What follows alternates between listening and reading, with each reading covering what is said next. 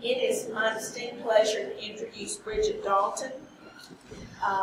She came a short distance, came a long distance, but she lives a short distance away in Boulder. She is an associate professor at the University of Colorado-Boulder in literacy and technology. She taught at Vanderbilt and the University of Guam. In fact, we were talking last evening and discovered a student of mine as an undergraduate had been a student of Bridget's in her master's program. So it is a small world indeed. She also served as Chief Literacy and Technology Officer at CAST, which is a nonprofit research and development organization. Some of you who are doctoral students who went to LRA several years ago might have remembered a couple of presentations from CAST at LRA, the Literacy Research Association. She was co-editor of Reading Online, and I was sad to see that electronic resource go away. But that was an enormously helpful and interesting resource for research. And I'm hoping it's at some point in time ILA will provide that for you to see. So without further ado, I give you Bridget Dalton.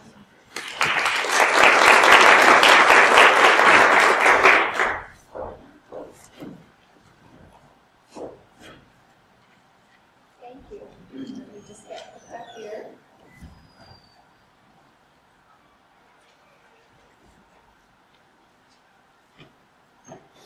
So how does that sound? Is that good? Good in the back? All right, great. I'll try not, I might not hook this to me and just try not to move around or flail my arms as I'm sometimes apt to do. I'm absolutely delighted to be here. I'm a relative newcomer to the West, and so Colorado, both at the university and the larger Colorado lifestyle, beautiful mountain place, has been just a wonderful experience for me and for my husband. We're ocean people, so it's quite a transition, and now we love the mountains as much as we love the ocean. So, what I'm going to be talking about today is multimodal composition as an aspect of being digitally literate in today's world.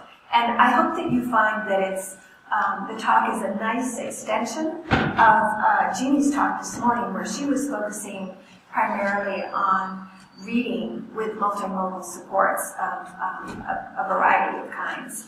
And if you'll recall, for those of you who were here for her wonderful keynote this morning, she ended with a small graphic representing students' response to writing. And one of the things that I focus on a lot is using multimodal response to children's literature, and that will be a part of what I'm featuring today.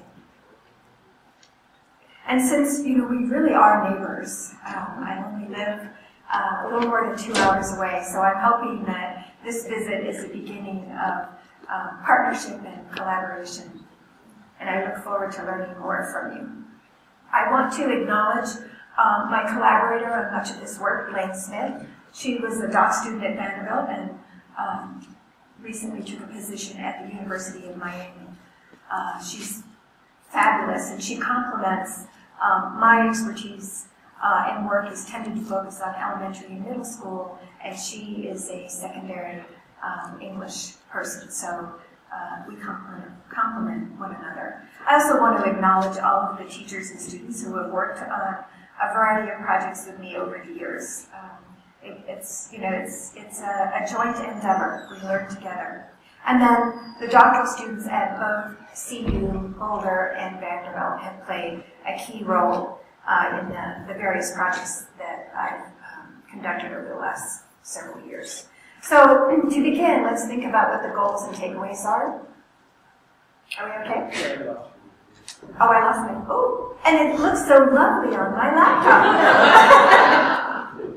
How long ago did I lose it? So So I'm hoping that we all leave the conference first inspired by students. You're going to be seeing examples of students' work, and you saw some this morning from Jeannie, and I think in each of the workshops, students' work is front and foremost. And then, of course, if we're inspired by students, we have to be inspired by the teachers who are supporting them in these accomplishments. Okay. See, I'm so short here. It's like, I have to tell you, I saw a picture of myself presenting at a conference recently, and literally the podium, like my face was like this, and I went, oh my goodness, what did those people think? Are we good? Thank you so much. It's wonderful to have outside technical support. There we go. So, inspiration. We start with inspiration, what's possible, and then, but moving to action and thinking about what does it mean for you specifically to level up and get to that next, more challenging, maybe taking a few more risks, integration of multimodal composition in meaningful ways into the teaching of all students. And then, and also that I'm hoping that you leave with a more developed awareness that there is a research base that is evolving, that supports integration of multimodal composition, and that that you come to think of multimodal composition as rigorous academic learning, and recognize that it is standards linked when well done, and what it isn't, or what I hope it isn't, it actually is this in some cases, it's not dessert. You know, just the way that sometimes project-based learning turns into the dessert. Multimodal composition sometimes can be dessert, and we all love dessert, but if that's the only way that we're teaching and experiencing it, that's a limitation. Okay, so we're going to start with a few different examples, and as you're watching these examples, and I'll set each one up briefly, think about what are the various kinds of literacies that are being developed here, and how does this constitute an engaging, authentic task for the composers, for the artists. So this first video that I'm going to play comes from a project that the Nashville Public Library sponsored with some support from the MacArthur Foundation. And they brought together a group of teens who were participating in the Southern Word, which is a spoken word group in Nashville. And just ignoring. Thank you. And so there were poets and performers, there were musicians and sound producers, or they wanted to be musicians and sound producers, and there were artists and graphic designers. And we brought them together, this intense institute that happened during the winter holiday break, with support from Benjamin Smith, who leads Southern Word, and a music producer from Nashville, and a graphic artist from Nashville. And this is the culminating work of one teen, and the title of her poem is Speak, and what you will see is she wrote the poem and performed it. Another student did all of the graphical work, the graphic artistry, and then a third student produced the music and soundtrack. Are you ready? Here we go. You'll hear a little bit of that Southern.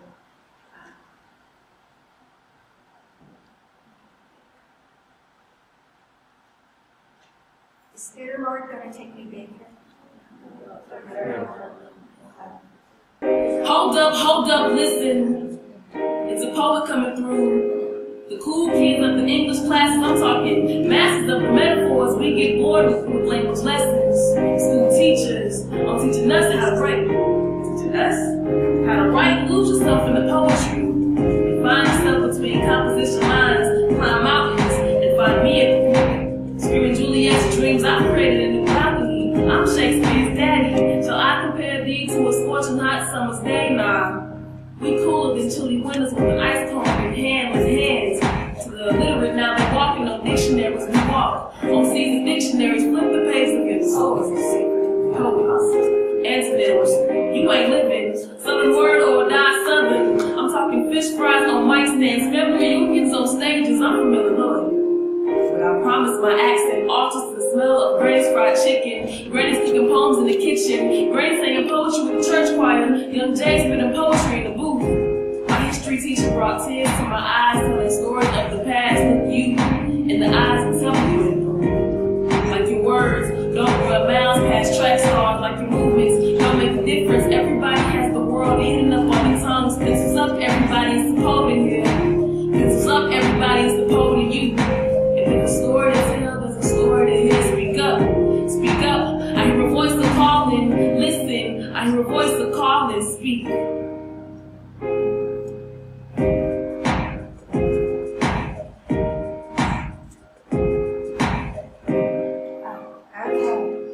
So, listen up, there's a story. Listen up, speak. So think about all the digital literacies that were being developed in that performance and product. So here's a different kind of multimodal project that's coming from Kevin Hodgson, who works with his 6th graders using Blogster, which is a multimedia online postering tool. And they had been reading 3 Cups of Tea. I think this was before the big scandal with Greg Mortensen. But what I want you to see here is to notice how Matri, the author, is composing with color, with background, with graphics, font, images, video. She has links to an interview with Greg Mortensen. And of course, through her writing. And the visual design, we talk about coherence and in our writing, and here's a case of a very coherent design across modes. And then, lest you think that it's primarily older students who are engaging in multimodal work, I'm going to share a very short digital book trailer from a 1st grader. Are you ready? Let's just hope this works. Because he is a delight. It's hard to believe that a rabbit made out of China could have an adventure, and yet that is the story of Edward Tully. Edward was a China rabbit, and at the beginning of the story he was very selfish and thought of himself as the best made China rabbit. Yeah. One day Edward was thrown off a ship and was lost at the bottom of the sea. This began his long journey over many years. The book had funny moments as well as serious ones. I thought it was funny when Edward was found and dressed up as a girl by a fisherman's wife. It also made me very sad when Edward was used as a scarecrow and his head was broken. The book is a little bit like the Velveteen Rabbit, if you've ever read that. I like this book because in the end, after all of his journeys, Edward learned to love. I would recommend this book to all of my friends. Are you ready to read the miraculous journey of Edward?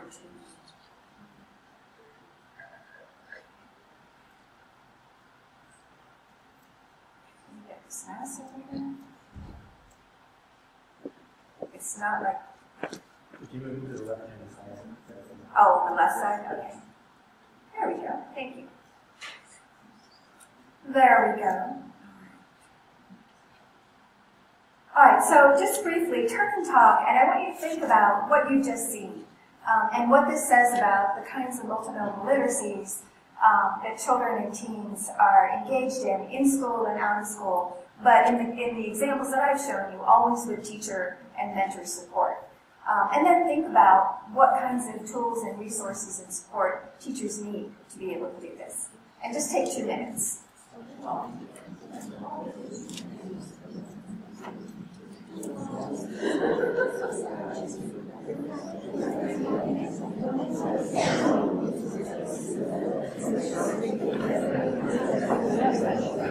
Well, this morning,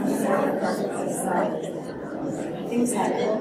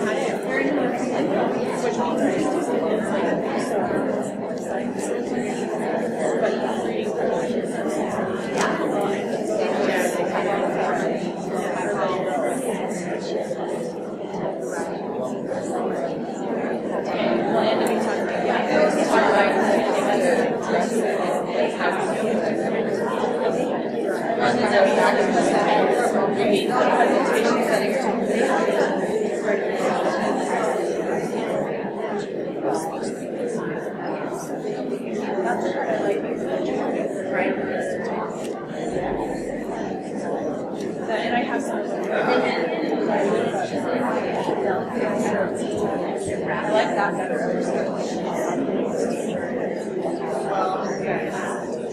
Okay, so I hope the juices are flowing now and you're thinking about connections to your own teaching and learning life. So I think we're all in agreement that being literate means being digitally literate, or at least most of us are in agreement. And in the Common Core Standards, I know there are constraints with the Common Core Standards, but if we hearken to the vision, we actually have lots of room to work with multimedia and to think about multimodal composers. So students should be able to analyze and create a high volume. It's always interesting to me when they think about quantity that way. An extensive range of print and non-print text in media forms, old and new. Now, when you look at the specific standards, particularly in writing, they have kind of an old school view of what that actually means, focusing on research and publication. But at the vision level, we have room to do what we think makes sense. So we're making this shift from being teachers of writing and being writers to being multimodal designers and communicators. Gunter Kress says we're all designers. We live in a visual world and we are designers. And I find that a really useful way to think about it, to also talk with kids about it. So why should we care?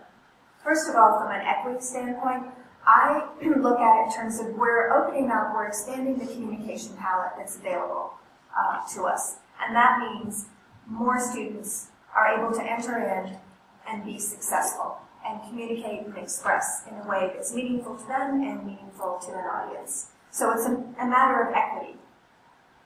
And then in the real world, this is real world values and real world practices in literacy are multimodal.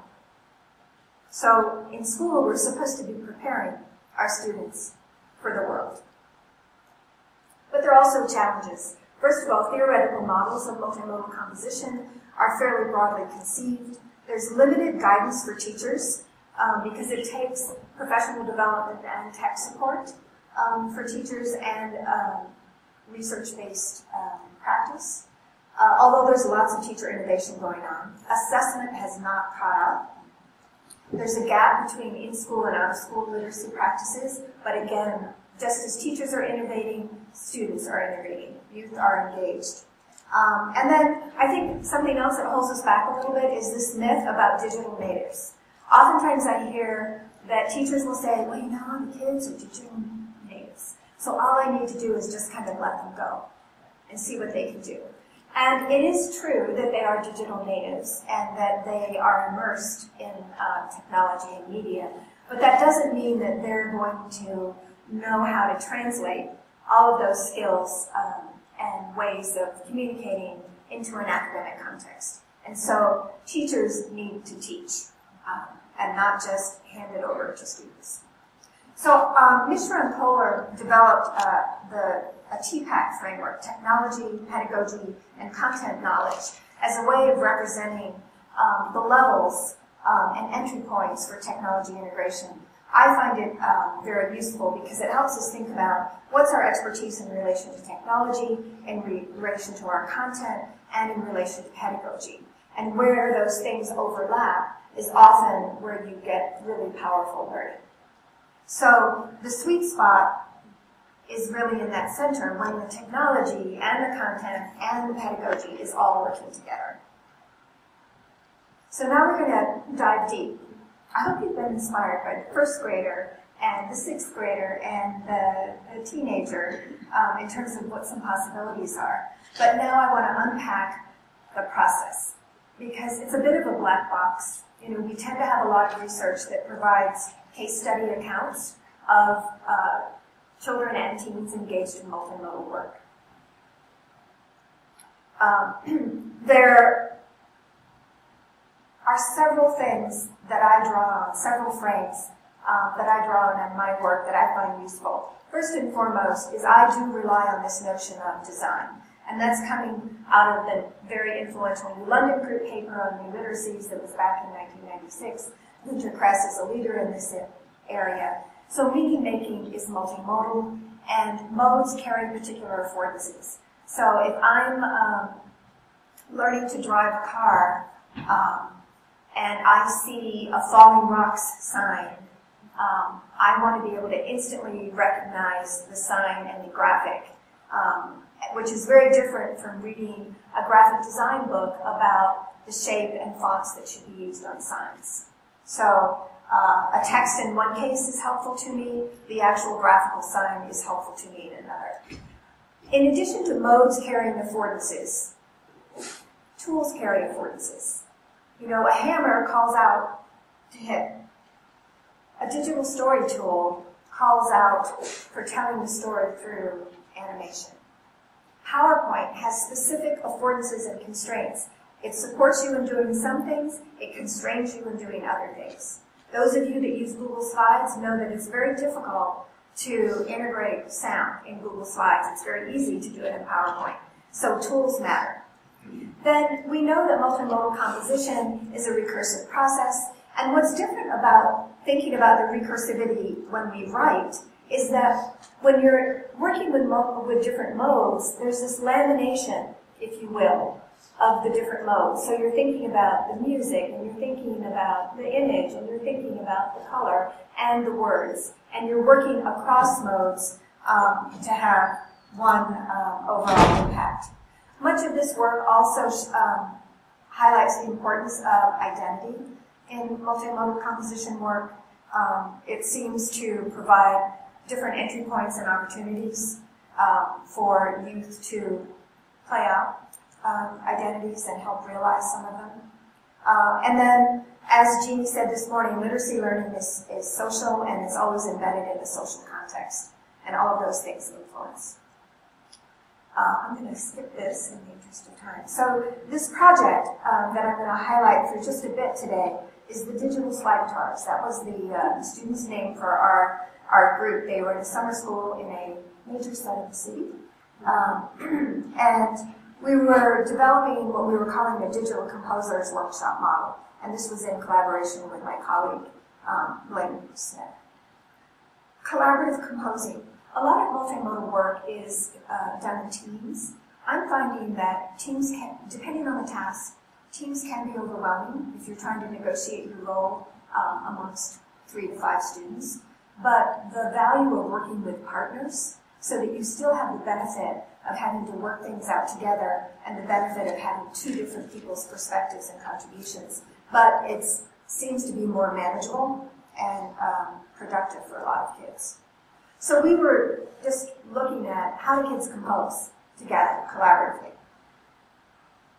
And as I said, this was part of a workshop where they had already done some multimodal design in terms of creating an avatar and a shoe poem and a vocabulary video, and so they had some experience.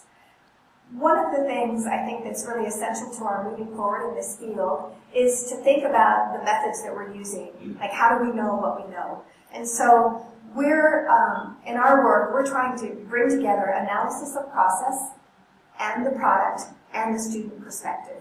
So it's kind of the P-cubed method. I don't think I want to say that again. And of course, lots of digital tools both for composing and for analysis in the research process. So here we are.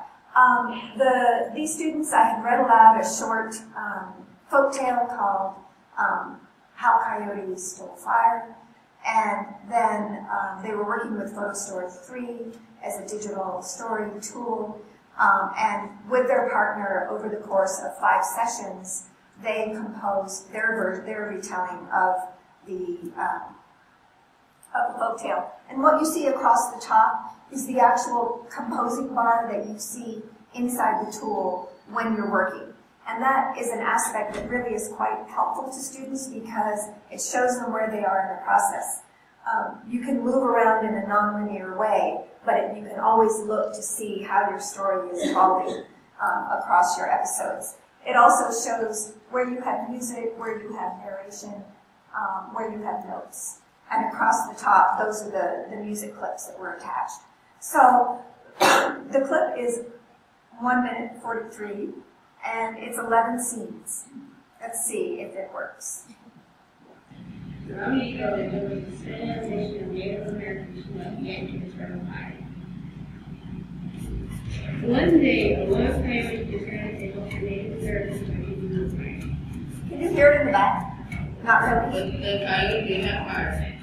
That afternoon, while walking through the forest, he spotted a campfire which could help the humans escape. As the coyote was still on fire, one of the starving awoke and startled by seeing the coyote on fire. Thieves! The fireman yelled out, warning the others that the fire was being stolen. You there, return to fire from where you came from. The old one of the firemen's arms were ready to capture the coyote.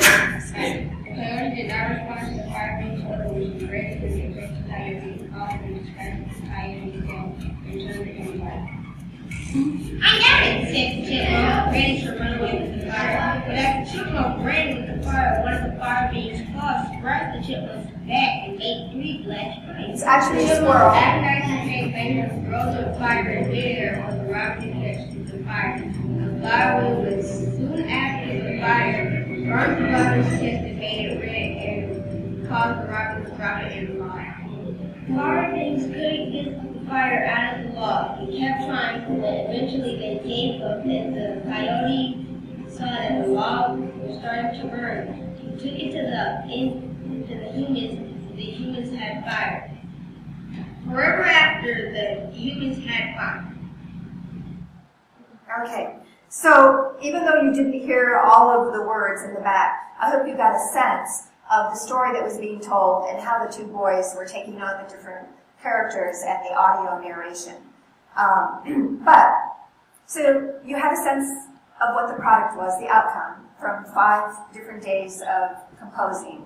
And now we're going to go look at the process at a micro level. So we've developed what we're calling multimodal composing timescapes, where we watch the video, we captured using screen capture video, the composing process. So we literally look, in, I'm trying to remember, maybe 6 or every time the mode changes or the action changes, we code it. And so for Sean and Jamar, if you look at that timescape, you've got day 1, which was about 20 minutes, and then day 2, day 3, day 4, and day 5 was the culminating day. So their sessions ranged from about 20 minutes to the longest one being a little bit more than 50 minutes. But what I want you to key into are the colors. So what this shows, for example, in day 1, blue is image search. So they're spending a lot of time looking for the images that they want to use to tell this story. At the top there, you can see that for scene 2, they literally spend about 10 minutes thinking about. They're doing image search there, then they jump to scene 3, and then this red is voice narration formulation, and the pink is the actual recording. So what's interesting here is that for these 2 young men, they spent a lot of time figuring out what they wanted to say, and they used the note-taker tool to actually write it out. And there were other pairs who did a lot more just speaking off the cuff and didn't do as much formulation and certainly didn't do as much writing. Now, so you're seeing lots of image work, then they jump to narration, And then on the next day, they continue to do image, but the difference between the dark blue and the light blue is they're selecting images and bringing them in, but image remix means that they transform the image in some way. They either brought it into their paint tool and drew on it, or they used some of the special effects in Photo Story. Day 3, you can see that they're going back and forth between image work and narration, and that continues. Day 4 is almost all narration work, and then day 5, that's when they're putting in their title slide and their credits, and they're working with their music. Some pairs began with music early on, but they waited till the end. One of the features that we are now realizing was really an important support for kids is when you see those little yellow stripes, there's a preview button within Photo Story 3 that either plays your scene from where you are or allows you to go back and just see your story as it's evolving. So what this meant is that kids were continually looking at how their story was going, which is something that's really hard to do in writing. Yes. The other thing that you should notice, it's very small, maybe in the back you can't, is the way they're jumping around in scene chunks. So that if you look at day 3, they spend some time on scene 6 and then 7, they jump to 9 and 10, then they go back to 1, 2, 3, 4. And that is, we're seeing that as a common pattern across. Now this flies in the face of the folks who say, you need to storyboard this, you need to have your sequence figured out, and you create it in that order. We're finding, no, that's not necessarily the case. So now, let's dive a little bit deeper and think about, Bateson talks about how our tools are a part of us. Our capacity is extended by the tools that are available to us. And what I find really interesting, when we looked at how Sean and Jamar were composing their soundscape, so we were listening to their talk as they were moving their mouse all around and listening to clips, we really saw that for them, there was this constant back and forth search, and they try, listen, label, judge very quickly. And that they were looking for things that would go with the story. They were very productive, they were very fast, and they were very engaged. So here, it's a lot of information on a text. But I'm going to read aloud. So what this shows is in the middle is where they've clicked to insert music. And you can see that they have music that's labeled Bright Future, Build It, Cop Muter, Fiber Optics, etc. And so in a very short time, they move from, they click on African drums, listen for 7 seconds, nah. Then they move on. They're listening to that could be good at the beginning part of it, and ending. It's more of an ending. When do we do the credits? Then on to Bright Future. Yeah, we can do that with a fire, because when they have a fire, it's like Bright Future. And then the tutor is helping them technically on something. Then they go try out Build It. They're laughing, and Jamal goes, it sounds like a montage type of music. Know what I mean? Like 80s montage. Hey, 80s montage. Hey, there goes that guy. Know what I mean? Then they listen to Cop Muter for like, I don't know how many seconds. 5 seconds. Nope. Fiber optics. There's a lot of techno there.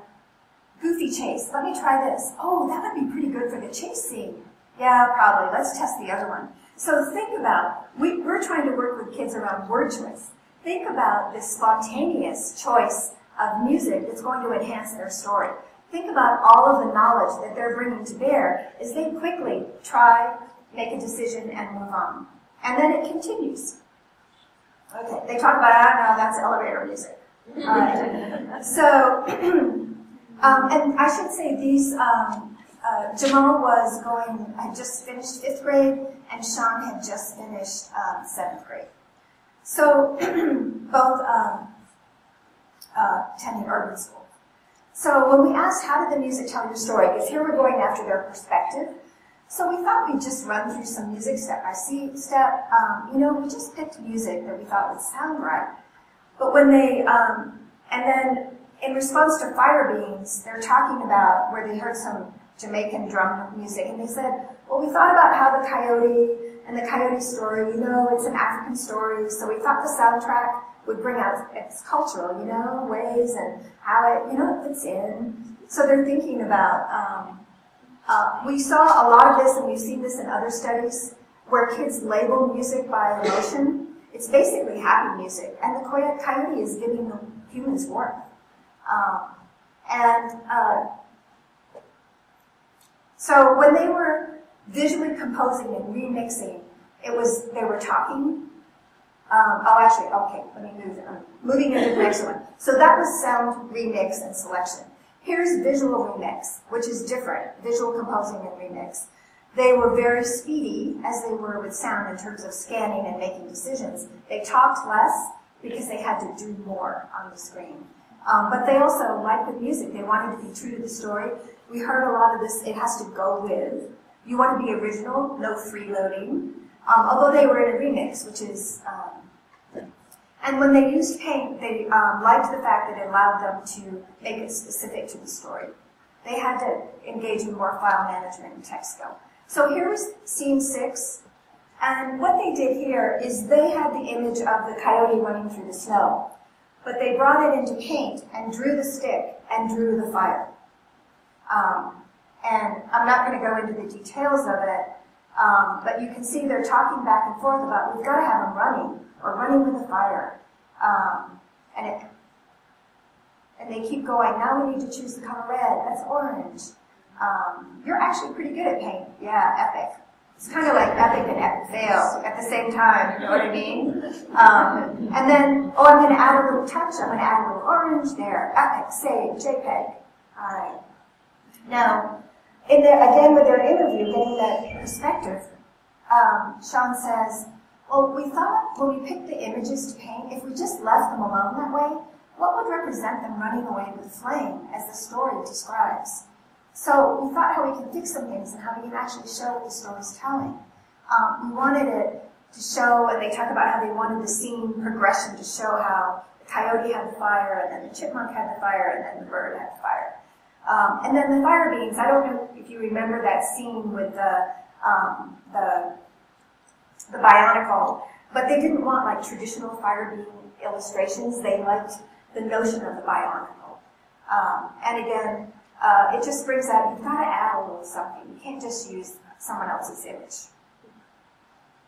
So, quickly, what I want you to see here is you have Sean and Jamar. That's their timescape. And so if you only relied on one timescape, you think, okay, kids are going to spend a lot of time on images, and then they're going to move to their narration, and then they're going to do music. Well, look at the difference with Ahmad and Jordan and Shani and Latanya. Very, very different timescapes.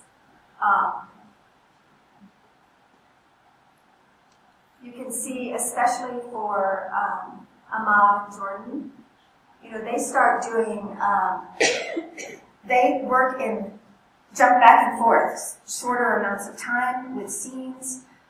When you look at day 3 for them, they jump from scene 1 to 2 to 9 to 1 to 12 to 7 to 8 to 5 to 6 to 11 to 1, 1, 2, 1, 2.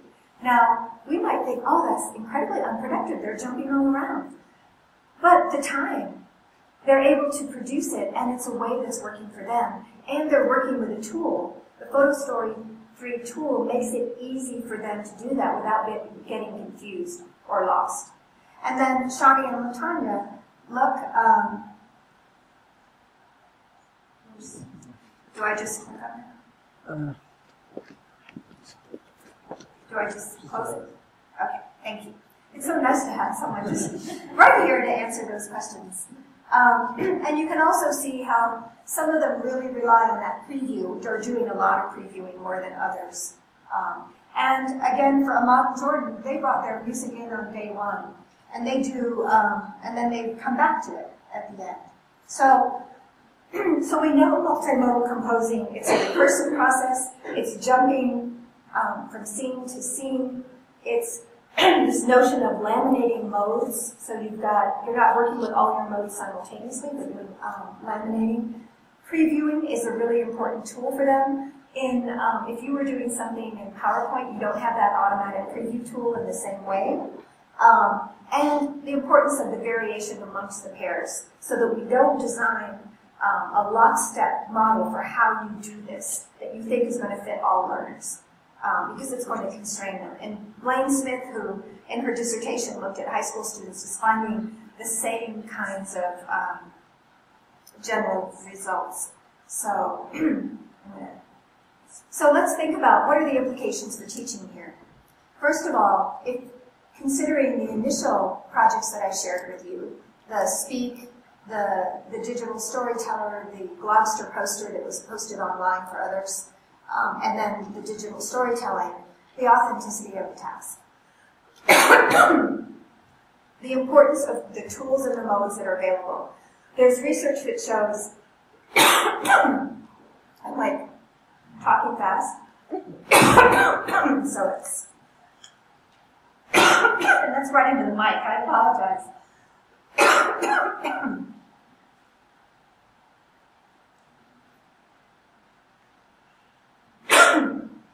Tools and modes really matter. So it's not that you can just choose any tool and assume that it's going to work the same. We know the process is nonlinear and laminated. It's a social basis for learning, and that we need to think about the balance of structure and scaffolding.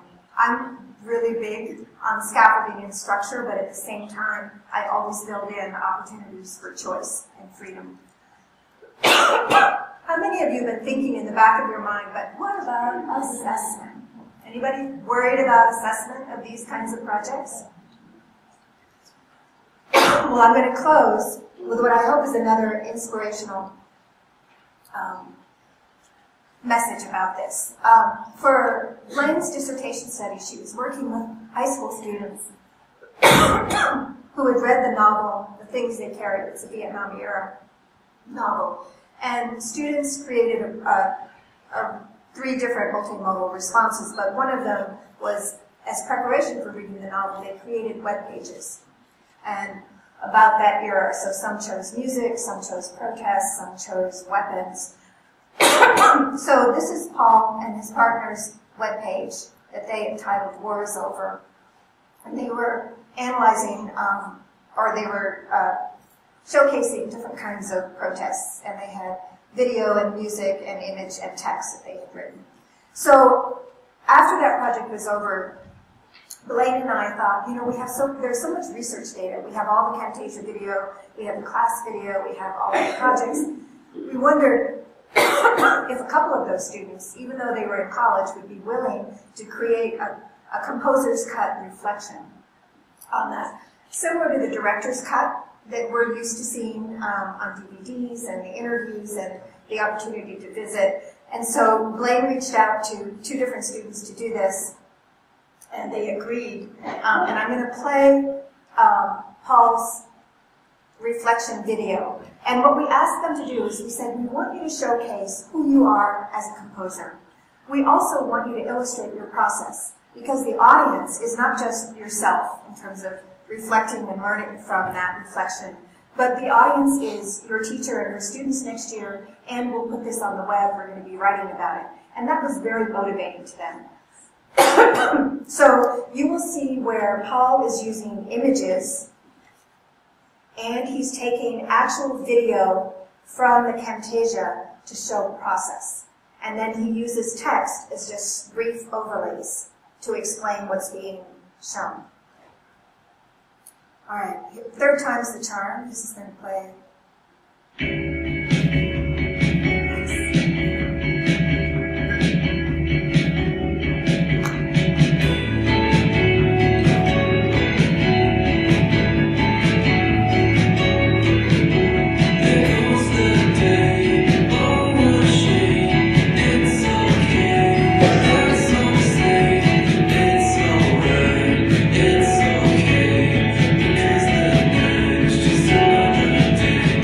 Is the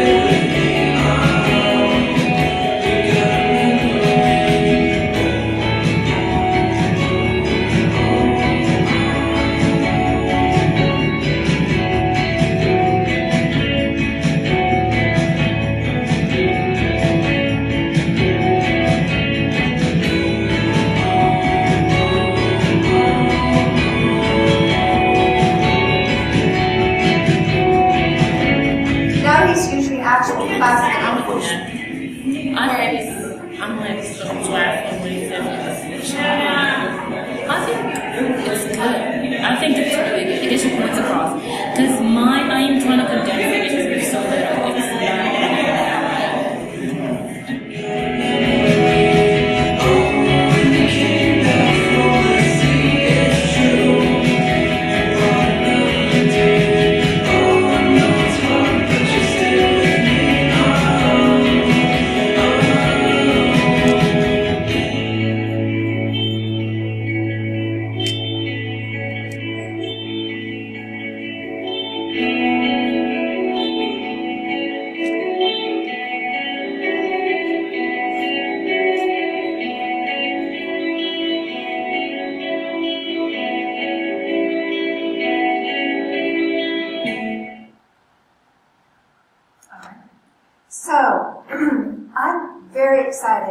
potential of using technology and the artifacts for kids to engage in reflection that is both personal and social, contributing to the larger good, if you will. And we're going to be experimenting with that in the projects that we're engaged in now. Paul and the young woman who created one, Adriana, who's very much a visual artist. Paul is a sound guide. They thought that the process of going through and looking at their Camtasia video, which they tended to do in speeded up form, was this unique way of going back and actually seeing the process. And being able to then edit out, well, what are those telling segments that I want to use to tell my story of how I created this and what's important about it to me. So both Paul and Adriana said, yeah, this is a really worthwhile experience. I think it took them several hours to do. And they just volunteered to do it as college freshmen, which kind of amazed me that they did it. And of course, we provided the artifacts.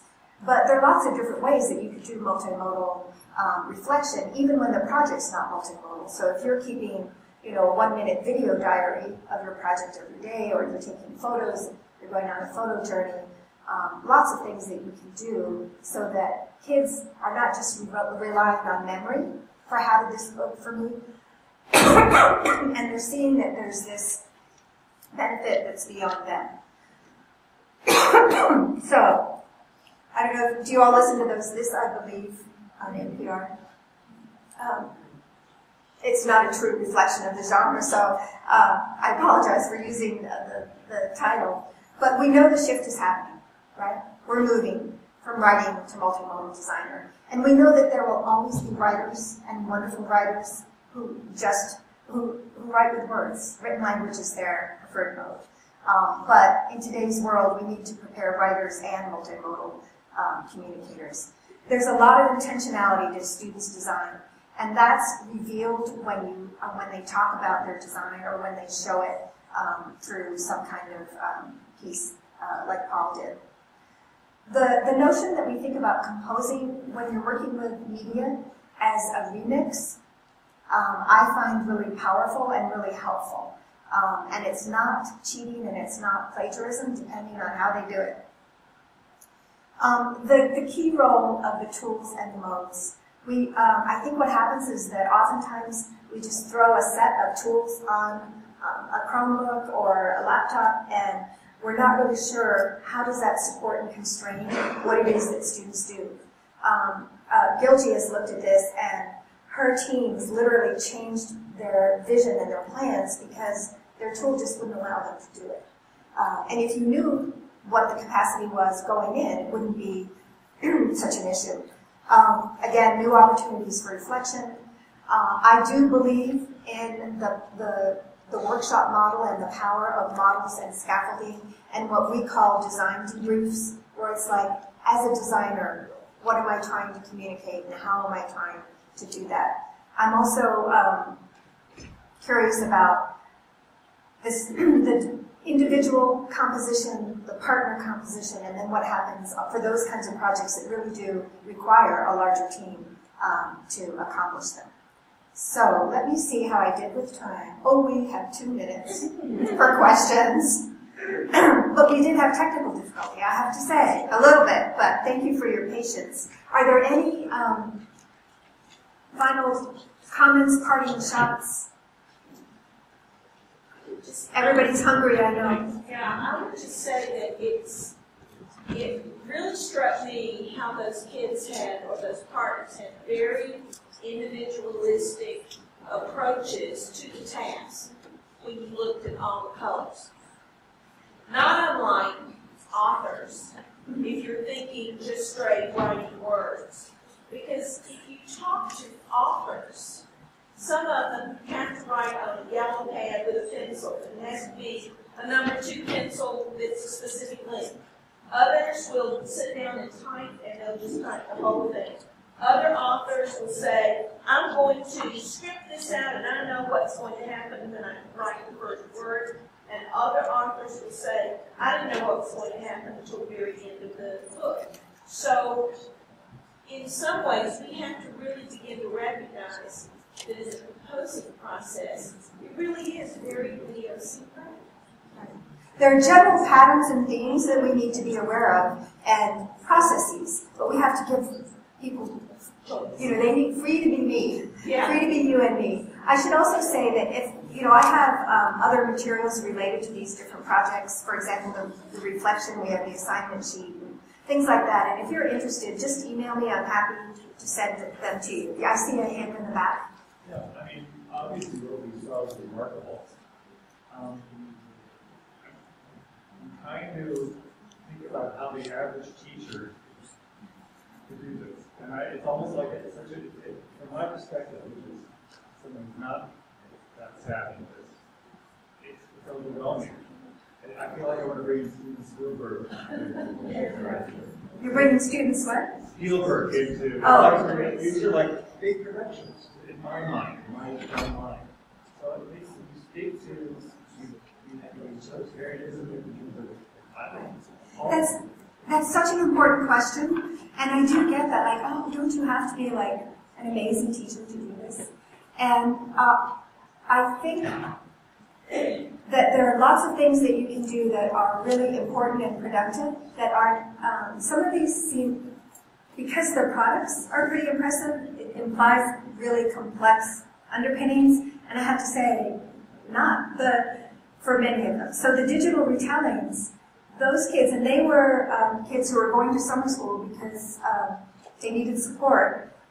It was 5 days in the lab, and some days we only had 20 minutes. 5 days. I heard teachers say, oh, the kids were in the lab for 3 weeks, and then you look at what they produce and you go, oh my goodness, that was a waste of time, right? So it's not time, but it's how you build and scaffold. And if you, what I'm going to be sharing in the workshop are some things that we literally did in one session with kids, but we just prepared a model that kind of helped them enter into it, and we had kind of dramatic results quickly so that you get the buy-in. But I do think it's more complex in the sense that we don't ourselves have a lot of experience creating this way. And for me, I find I always have to try, even if I'm embarrassed to share it, I have to try doing it. So I get at least some sense of what this process is like so that I can then think about how do I scaffold it. But such an important question. But you don't have to be Steven Spielberg. Absolutely not. I'm not, for sure. In some ways, students are much more willing to take risks if there's support for that, and they'll try anything, whereas those of us who are trying to acquire these literacies, we're a little bit afraid of it. We're afraid of making a mistake. Right. And when I introduce it, I tell them, we're all designers. We live in a multimodal world. I don't even say writers, because many of the kids I work with don't like writing. They don't see themselves as writers. And so I say, we're multimodal composers, communicators. We use written language, we use music, we use color, and we're going to create. All right. Well, thank you. I know you're eager to get to lunch. Have a wonderful breakfast.